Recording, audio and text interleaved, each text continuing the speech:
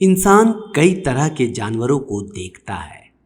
कुछ जानवरों के बारे में सुना गया है और अन्य का इतिहास में अध्ययन किया गया है।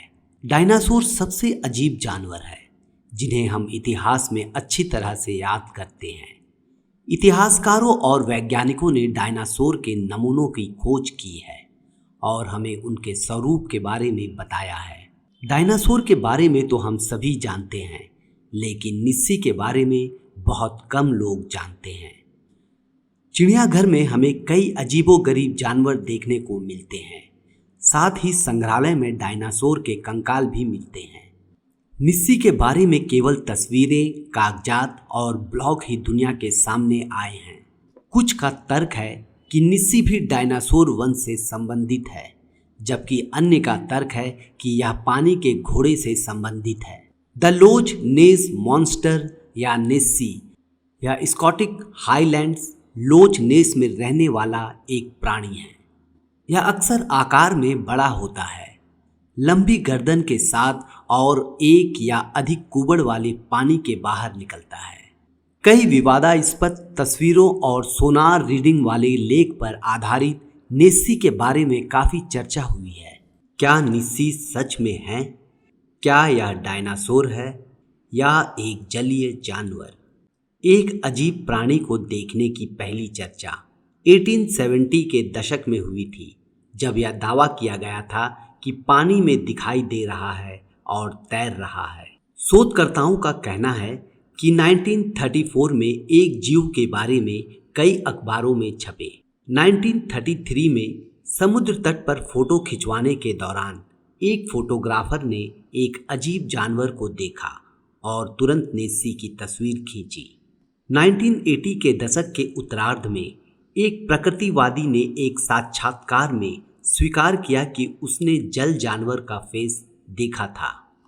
लोच नेस नामक तालाब को एक राक्षस के निवास के रूप में भी जाना जाता है, जिसके बारे में उनका मानना है कि यह एक अजीब जानवर का निवास स्थान है जो पीढ़ियों से आतंकित है। यह एक डायनासोर माना जाता था, लेकिन यह पानी में तैरता है और एक डायनासोर के विपरीत एक लंबे सिर के साथ दिखता है, इसलिए उन्होंने इसे निस्सी कहना शुरू कर दिया। इतिहास में पहला रिकॉर्ड 6वीं शताब्दी में एडोम्स द्वारा लिखित the life of saint Columba में दिखाई देता है। एक सदी बाद एक आयरिश भिक्षु ने सेंट कोलंबा को पानी के जानवर द्वारा हमला किए जाने के रूप में वर्णित किया। नदी में तैरते हुए एक व्यक्ति को उसके साथियों सहित अंदर खींच लिया गया। वे नाव पर चढ़ गए और उसे बचाने की कोशिश की, लेकिन वह मारा गया। जानवर उसके पास आया और प्राणी रस्सियों से वापस खींच लिया गया। मैंने कहा, जीवित। उन्होंने इतिहास में निस्सी की खोज शुरू की, लेकिन इतिहास में इसका कोई प्रमाण नहीं मिला।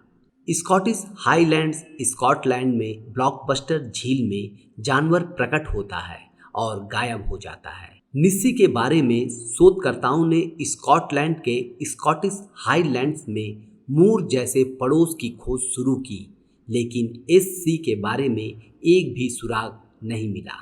ग्रांट ने प्राणी का एक गेम स्केच बनाया, जिसकी जांच प्राणी विज्ञानी मॉरिस बर्टन ने की थी। उन्होंने कहा कि यह मतदाता की उपस्थिति के अनुरूप है। ग्रांट ने कथित तौर पर समय के साथ अपनी दृष्टि को बढ़ा चढ़ाकर पेश किया।